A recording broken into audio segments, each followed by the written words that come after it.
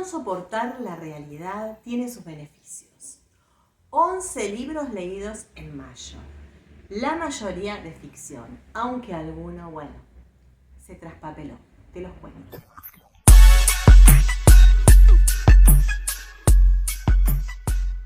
Descalzos, descalzas, descalces, cómo les va la vida, cómo les va este invierno, cómo llega junio. Bueno, llega complicado porque parece que los primeros días no, pero ya a partir del 3 de junio empezó a hacer un frío bárbaro. Este video les trae... ¡Gatito! No te estires. Mira lo que hace. Mira lo que hace. Shh. Bueno, seguimos. En junio... ¿Qué? Bueno, te decía que hace frío en junio, pero ahí tengo al otro que está haciéndome piquete. Esperen porque así no va. Bueno, las lecturas fueron variadas. Uno de los primeros libros que leí en mayo fue La Lista. Este libro es infartante, terror psicológico. El protagonista, Faustino Martínez, es un tipo que vive en un barrio privado y de repente va a correr todas las noches, pero tiene un accidente. Todas las noches, no, todas las mañanas. ¿Qué dije? Todas las noches. Bueno, tiene un accidente, el protagonista. ¿Y qué pasa?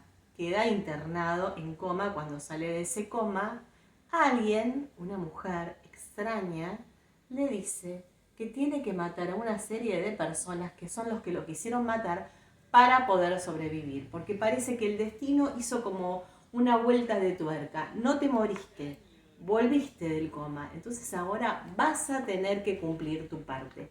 Tiene que ver con matar uno por uno a todos ellos que te quisieron matar a vos. Es un libro súper interesante, sobre todo por los climas que genera. El escritor es Pablo Mariosa, un escritor argentino, y no tiene muchas páginas, son 211 páginas, publicado por Del Fondo Editorial, que tiene estas ediciones, miren qué bonitas, muy muy lindas. Ya saben. Otro libro que leí y que es hermoso y que tiene que ver con romance histórico, porque acá somos así, los descalzos pasamos del terror al romance, a la actualidad, al ensayo, nada, todo tiene que ver con todo. ¿Por qué? Ahora te voy a decir por qué.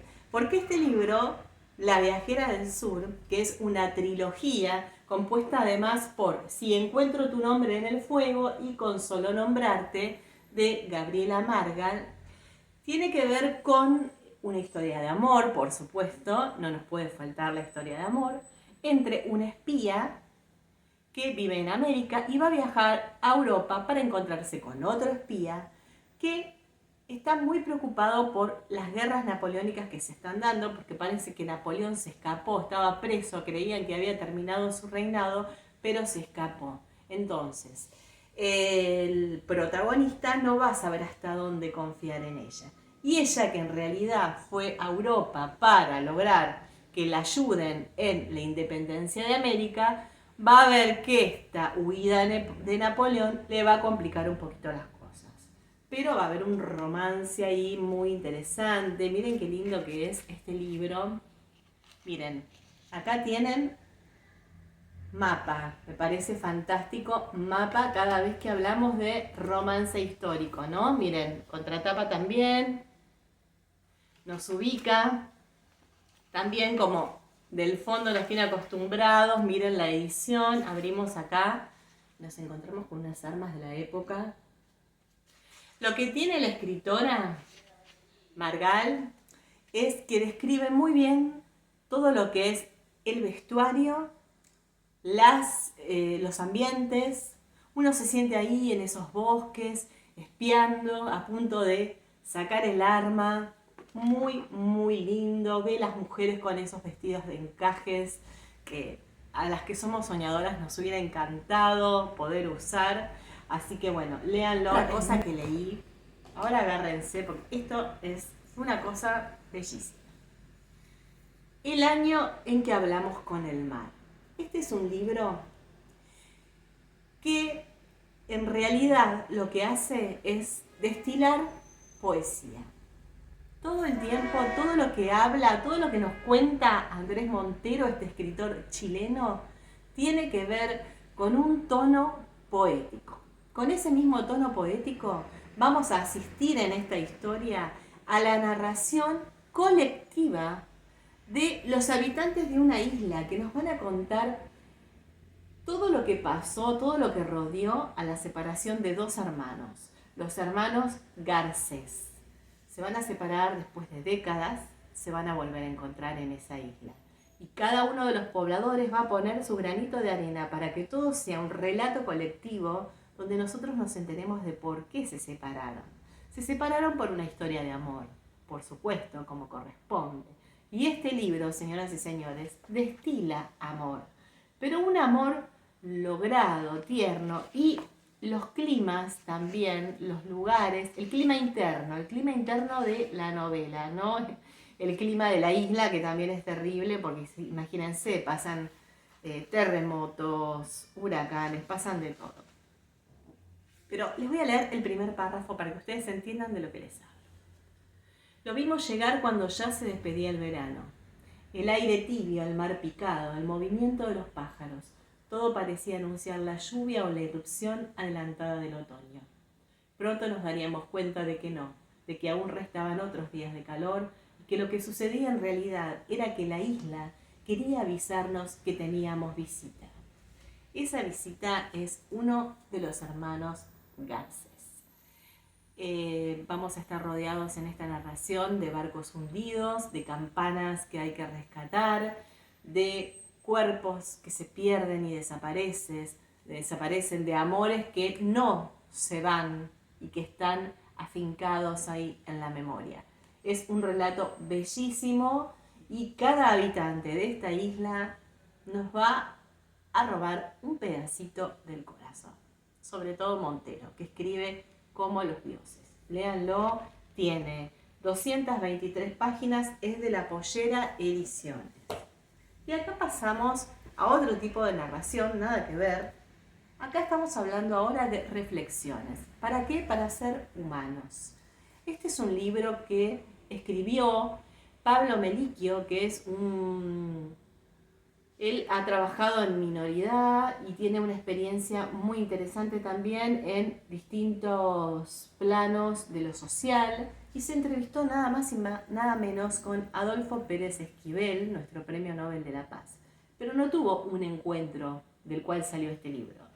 Se reunieron durante varios días, casi 1 o 2 meses, y de allí salió este libro donde se reflexiona sobre todo, se reflexiona sobre lo importante de humanizar. El libro se pregunta, ¿humanizar es la revolución en estos tiempos de crueldad?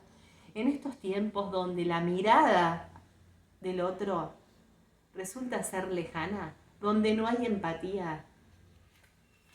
Es un libro que está escrito en clave reflexiva, como les dije antes, tiene 160 páginas, es de Marea Editorial y está subdividido en partes. También nos vamos a enterar de la historia de Pérez Esquivel, cómo fue que llegó a ser Premio Nobel de la Paz, cuál era su origen, un origen muy pobre, y también vamos a enterarnos de una linda anécdota que tuvo él siendo chico con Evita, a quien le escribió una carta y gracias a la cual su papá, después de haber trabajado muchísimo, pudo jubilarse. Así que la recomendación está ahí. Leí también Curvaturas. Curvaturas es un libro de la escritora de San Miguel del Monte, Montesina, Julia Rizzo Villani. Es una joven que es militante política y que además da talleres de ESI sobre sexualidad en discapacidad. Un tema súper interesante que no está muy abordado. Julia, en su vida real, tiene un problema en la columna que le hizo desarrollar una escoliosis y después una serie de complicaciones. A medida que su crecimiento fue avanzando, fueron avanzando los problemas. Vive con el dolor y acá se pregunta si el dolor tuerce el deseo y llega a la conclusión de que no, de que el dolor no tuerce el deseo. Este libro no solamente es un testimonio de lo que puede llegar a ser una persona con voluntad, sino también una especie de denuncia sobre los malos tratos que hay en el sistema de salud, público o privado, no importa. El tema es quién te atiende. Y el tema es cómo te atienden desde tu lugar de paciente. Ella cuenta acá una historia atroz de un maltrato terrible que sufrió cuando fue a hacerse un estudio que justamente tenía que ver con el dolor. Un estudio dolorosísimo, donde la persona que le estaba haciendo el estudio se animó a decirle, por ejemplo, que cómo podía ser que las agujas le dolieran si ella se había hecho tatuajes. Pero además Julia tiene un plus que va más allá de su historia y de su testimonio y de esta necesidad, de esta falta de empatía que ella quiere mostrar. Y es que tiene un tono poético impresionante con el que describe todo lo que va pasando. Está hecho a modo de diario íntimo, donde ella cuenta su adolescencia, cuando le empezaron a gustar los chicos, cómo se encontró ella con su propio cuerpo, que no es el cuerpo que otra persona pudiera desear desde las convenciones sociales. Ella cuenta que ella vio su espalda por primera vez a los 22 años, no se animaba a mirarse al espejo. Imagínense tener una relación con alguien desde ese lugar y también cómo tiene que ser el otro, ¿no? Bueno, también habla de las obras sociales, cuando rechazan los tratamientos. La verdad, algo muy interesante. Ella cuenta que los pulmones le funcionan en un 30%, por ejemplo. Es una de las limitaciones que tiene. Y dice, por ejemplo, en uno de los lugares, en uno de los pasajes, dice que está llena de diagnósticos, pero no puede saber cuál es el preciso. Ella está diagnosticada por el otro, pero se ríe también de esta situación. Y miren cómo lo hace. Mis diagnósticos son varios. Mis favoritos son los diagnósticos que no están comprobados del todo, como si el cuerpo se enfermara de posibilidades. Es una lectura que está llena de sarcasmo y de realidades que no son vistas por aquellos que no tienen discapacidad y que no tienen cerca a una persona que sufre este tema. Súper recomendable. Vamos de vuelta a enamorarnos. Vamos a enamorarnos del otro, pero para enamorarse de otro, primero hay que estar enamorado de uno, ¿no es cierto? Por eso Karen Zarate, esta escritora argentina, nos dice enamorarte así. Ella nos propone esto. Nos propone enamorarnos de nosotros mismos. ¿Por qué? Porque la protagonista tiene 30 años, está en una crisis existencial, es escritora y algo falta en su vida. Decide dejar todo y empieza a hacer una vida más contemplativa. En el medio de eso va a la Plaza Boedo una mañana y se encuentra... ¡Ay, toca mucha bocina! Y se encuentra con Elsa. Elsa es una mujer de 80 años que está sentada en el banco de la plaza. Ellas van a tener una relación que este libro te la describe, esa relación, maravillosamente. Tiene que ver con maternidades elegidas, porque la protagonista no va a tener un buen vínculo con su mamá, pero Elsa va a venir a guiarla. Por eso es un libro que habla sobre todo de que cuando estás en lo peor, cuando estás más acabado, cuando estás más triste, puede ser que en ese momento encuentres a alguien que te haga ver cuál es el camino. No es necesario que sea una pareja, puede ser otra mujer, una mujer más grande, puede ser un hombre, puede ser algo, cualquier situación que te aparezca en la vida. El tema es poder verla y poder resignificar y hacer como un refresh de todo lo que venís haciendo y tratar de usarlo por la positiva. Eso es lo que hace esta escritora en este libro, nos da una historia de esperanza. La protagonista va a hacer un viaje a Mendoza, un viaje de autodescubrimiento, porque ella viene muy agobiada por los mandatos maternos, y en ese viaje nosotros vamos a conocer las bodegas mendocinas como nadie. Miren qué lindo además el libro, es del Fondo Editorial también. Miren cómo está editado y después en cada capítulo Elsa y Victoria. Elsa es la señora mayor y Victoria es la protagonista. La relación entre ellas es divina, es lo que a mí más me gustó y se los recomiendo. Pasamos a algo que no tiene nada de emotivo, nada, pero bueno, les dije que había que tratar de ver un poco qué es lo que está sucediendo en la realidad. Bueno, este escritor brasileño con el cual en Instagram tienen la entrevista, también tienen la entrevista con Juli Rizzo de Curvaturas en mi canal de Instagram, esta también está, y la de Pablo Melicchio también en Instagram, donde pueden escuchar un poquito más de la historia de Para Ser Humanos. En este libro, que se llama Bolsonarismo y Extrema Derecha Global, lo que se analiza no es en particular a los votantes de Bolsonaro, sino este giro, esta resignificación que hizo la derecha en distintas partes del mundo, en Argentina, por ejemplo, con el jefe de Estado actual. Lo que nos cuenta acá el ensayista, que no es el primer libro de ensayos que tiene, ya tiene otros, este es de la editorial Tinta Limón, muy muy interesante, es cortito, tiene un lenguaje, sí, tiene un lenguaje un poco más académico, no es tan sencillo, parece como una monografía, pero es muy muy interesante, 157 páginas tiene.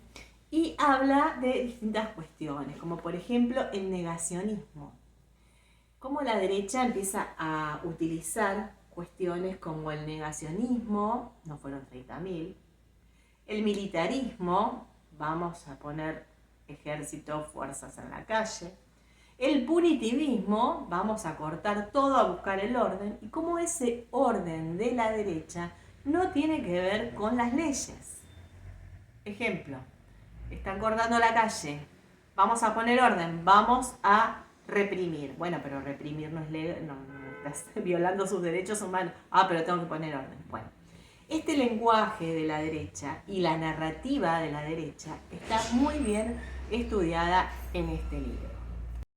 Otro libro que leí es este de Paul Auster, que es el último del escritor que falleció recientemente. Y acá cuenta la historia de un hombre mayor que está viudo y que empieza a sentir el peso de la soledad y que quiere volver a enamorarse. Se vuelve a enamorar, pero esta joven porque es un poco más joven que él, lo rechaza, no quiere vivir en pareja.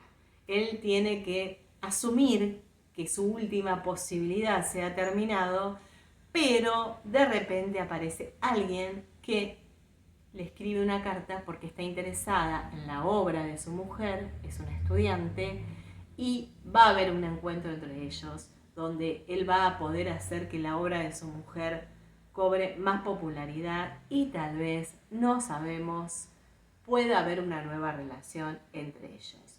Vos la tenés que leer a la novela y decirme qué te parece, si la nueva relación va desde el punto de vista de pareja o es una valoración de los vínculos entre padres e hijos, porque él la va a adoptar también a esta joven en su casa durante un tiempo. Es Paul Auster, no puedo decirte mucho más, así que léelo porque como su última novela es un cierre fenomenal y es, te diría, hasta una despedida que él hace para sus lectores. También leí en mayo 3 maneras de decir adiós. Es de Clara Obligado y de la editorial Páginas de Espuma.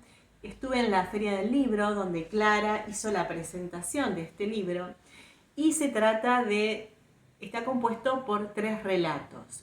No son cuentos, aunque podrían serlo, y la misma protagonista aparece en los 3 relatos, pero en distintas etapas de su vida.